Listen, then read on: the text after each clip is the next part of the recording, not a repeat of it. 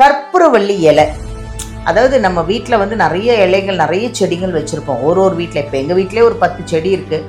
ஆனால் அதில் ஒரு முக்கியமானது ஒன்று கற்பூரவள்ளி இலை.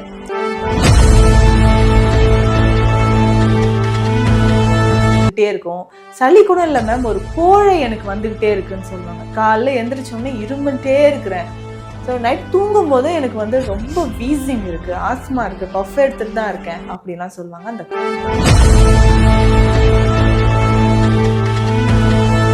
ரொம்ப சிம்பிள். இந்த செடி நீங்க சொன்ன மாதிரி எல்லார் வீடுகளையும் வைக்கலாம்.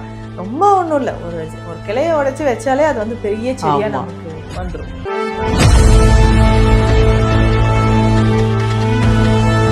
வலி இருந்தாலோ, நமக்கு உடல்ல தசை பிடிப்பு, இந்த மாதிரி வலிகள் இருந்தாலும் அதை குறைக்கக்கூடியது. ஸோ அப்போ வந்து எக்ஸ்பர்டோரண்ட் அப்படின்னு சொல்றேன். எக்ஸ்பர்டோரண்ட் அப்படின்னா நெஞ்சு பகுதிக்கு உள்ள இருக்கக்கூடிய சளியை வெளியே இருக்கக்கூடியது.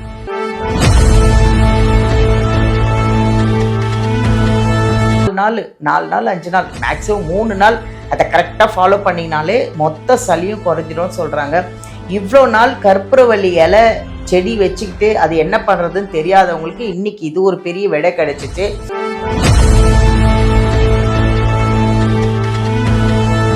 வணக்கம் எல்லாருக்குமே. நான் வந்து சென்னை ஆதம்பாக்கம் தீக்ஷாலயம் சித்தா ஹெல்த் கேர்லேருந்து பேசிகிட்ருக்கேன். நிறைய ஒரு வீடியோலையும் ஒரு விஷயங்கள் நாங்கள் உங்களுக்கும் புரிய வச்சுருக்கோம். எனக்கே நிறைய விஷயம் டவுட் வந்து டாக்டர் கிளியர் பண்ணிகிட்ருக்காங்க. இங்கே வந்து நான் வந்து ஷூட்டிங்க்கு வரும்போது இங்கே பார்த்தா நிறைய பேஷண்ட்ஸ் வந்து நானே சும்மா அப்படி போய் கேட்குறது, உங்களுக்கெல்லாம் என்ன ஆச்சு, என்ன எதுக்காக வந்திருக்கீங்க, என்ன நடந்திருக்கு, எல்லாருமே வந்து இல்லைம்மா இப்படி இருந்துச்சு, இங்கே வந்தேன் நல்லா இருக்குது அப்படின்னு சொல்லும்போது எனக்கு அது ஒரு சந்தோஷமாக இருக்குது. ஏன்னா நம்ம ஆங்கராக இருக்கும்போது நம்ம வர்ற அந்த கிளினிக்கு அதில் எவ்வளோ பேர் குணமாகறான்னு கேட்கும்போது அவ்வளோ ஹாப்பியாக இருக்குது எனக்கு.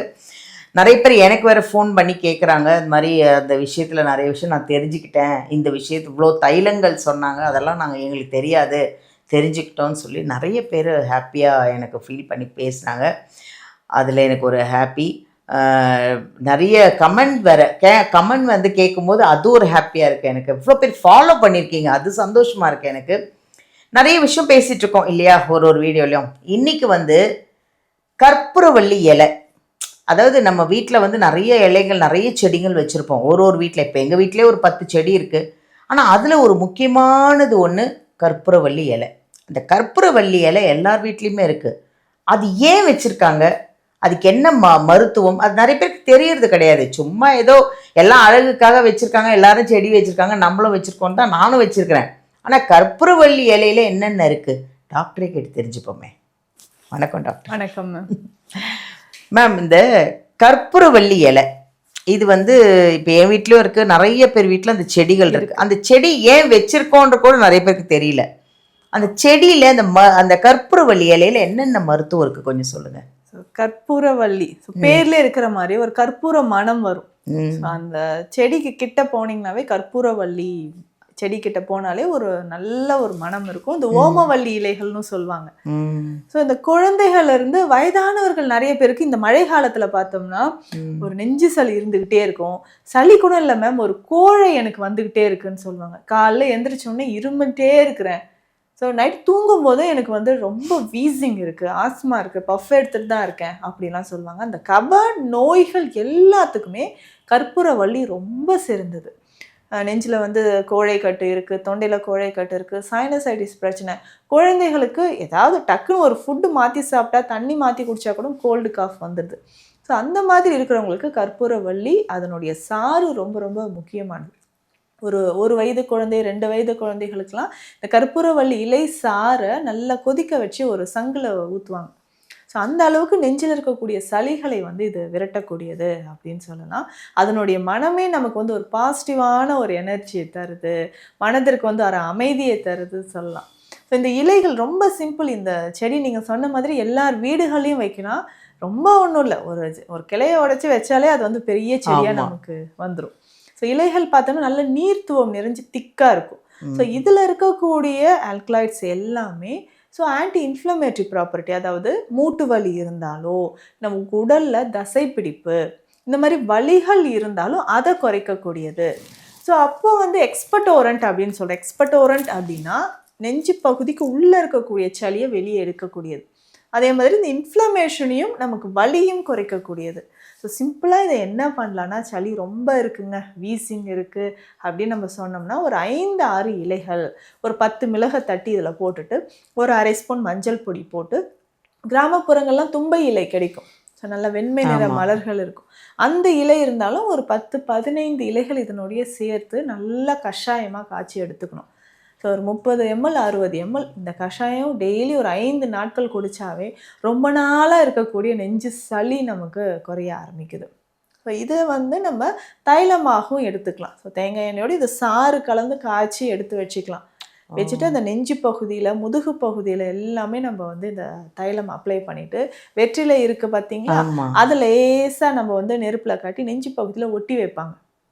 ஸோ அந்த அளவுக்கு இது அப்படியே இதோட எக்ஸ்ட்ராக்ட் நெஞ்சு பகுதியில் இறங்கும் போது அந்த சளி எல்லாமே கரைஞ்சி இந்த லங்ஸில் இருக்கக்கூடிய இன்ஃபெக்ஷன் நமக்கு நல்லா குறையும். ஸோ டோட்டலாக பார்த்தோம்னா கப நோய்களை விரட்டுவதற்கு இந்த கற்பூரவள்ளி ரொம்ப முக்கியமானது.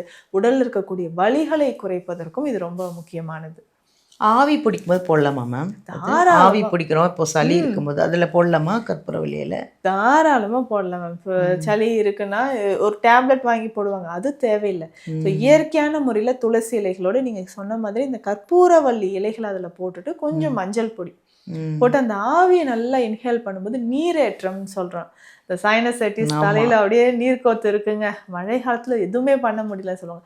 உடனே ஒரு டேப்லெட்டை போட்டு அந்த சளியை நம்ம வந்து சப்ரஸ் பண்ணுறதுக்கு பதிலாக அந்த டோட்டலாக நம்ம வந்து இனி லங்ஸில் இருக்கக்கூடிய மொத்தமாக அந்த இன்ஃபெக்ஷன் நமக்கு சரியாகணும்னா இந்த ஆவி பிடித்தலை நம்ம இந்த கற்பூரவள்ளி இலைகளும் சேர்த்துக்கலாம். அதுலேயே தைலம் வேறு இருக்குது, தைலம் பண்ணிக்கலான்றீங்களே? பண்ணிக்கலாம். வெற்றிலையோடையும் சேர்த்து இதை பயன்படுத்தலாம். சூப்பர். Thank you ma'am. தேங்க்யூ. அதாவது நிறைய பேர் வீட்டில் கற்பூரவள்ளி இலை இருக்குது, செடி இருக்குது. நம்ம அதெல்லாம் அழகுக்காக சில பேர் வச்சுருப்பாங்க. எல்லார் வீட்லேயுமே துளசி இருக்கும், கற்பூரவள்ளி இலையும் இருக்கும். துளசி வந்து ஏதோ சுவாமிக்கு மகாலட்சுமிக்கு உகந்ததுன்னு அதை வச்சுருப்பாங்க. பட் இன்னும் நிறைய பேருக்கு இன்னும் கற்பூரவள்ளி எது யூஸுன்னு நிறைய பேருக்கு தெரியறதில்ல. ஆவி பிடிக்கிறதுக்கு கூட அவங்க தண்ணியில் போட்டு சளி இருந்தது மூக்கு அடைச்சிட்ருக்குன்னா அதை 2 இலையை போட்டு ஆவி பிடிக்கிறதுக்கு யூஸ் ஆகுன்றாங்க. தேங்காய் எண்ணெயில் கூட கற்பூரவள்ளி இலையை போட்டு நல்லா காய்ச்சி அதை ஒரு தைலமாக எடுத்து நல்லா நெஞ்சில், முதுகில், நெத்தியில் எல்லா இடத்துலையும் முதுகுலெல்லாம் தேய்ச்சிங்கன்னா அந்த நீர், அந்த சளி நீர் எல்லாமே இறங்கும்னு சொல்கிறாங்க. கற்பூரவள்ளியில் வந்து மிளகு போட்டு கஷாயம் பண்ணி குடிக்கலாம் குழந்தைங்களுக்கு. ஏன்னா குழந்தைங்களை இலையை கொடுத்தா சாப்பிட மாட்டாங்க. ஸோ கற்பூரவள்ளி இலையும் மிளகு மஞ்சத்தூள் போட்டு நல்லா கஷாயமாக ஆக்கி அதை நல்லா வடிகட்டி கொஞ்சமாக அதை ஜூஸ் மாதிரி கொடுத்தா குழந்தைங்களுக்கு அவ்வளோ நல்லது. ஏன்னா மார்சளி கட்டியிருந்தால் அது இறங்கிடும், மோஷனில் வந்துடும், யூரினில் வந்துடும்ன்றாங்க. அதை 4 நாள் 5 நாள் மேக்ஸிமம் 3 நாள் அதை கரெக்டாக ஃபாலோ பண்ணிங்கனாலே மொத்த சளியும் குறைஞ்சிடும்னு சொல்கிறாங்க. இவ்வளோ நாள் கற்பூரவள்ளி இலை செடி வச்சுக்கிட்டு அது என்ன பண்ணுறதுன்னு தெரியாதவங்களுக்கு இன்றைக்கி இது ஒரு பெரிய விடை கிடச்சிச்சு. ஏன்னா என் வீட்டிலே இருக்குது, நானும் அதை யூஸ் பண்ணுறதில்ல. எல்லாரும் வச்சுருக்காங்க செடி, எல்லோரும் ஒரு 5 செடி எப்பவுமே எல்லார் வீட்லேயும் இருக்கும். இதில் இந்த கற்பூரவள்ளியும் சேர்ந்தது. சரி எல்லோரும் வச்சுருக்காங்க, நானும் வச்சுருக்கேன்.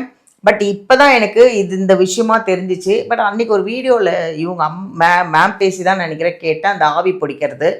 ஆனால் நிறைய விஷயம் கற்பூரவள்ளியால் உங்களை விட நானும் நிறையா அதை கேட்டு தெரிஞ்சுக்கிட்டேன். யூஸ் பண்ணிக்கோங்க.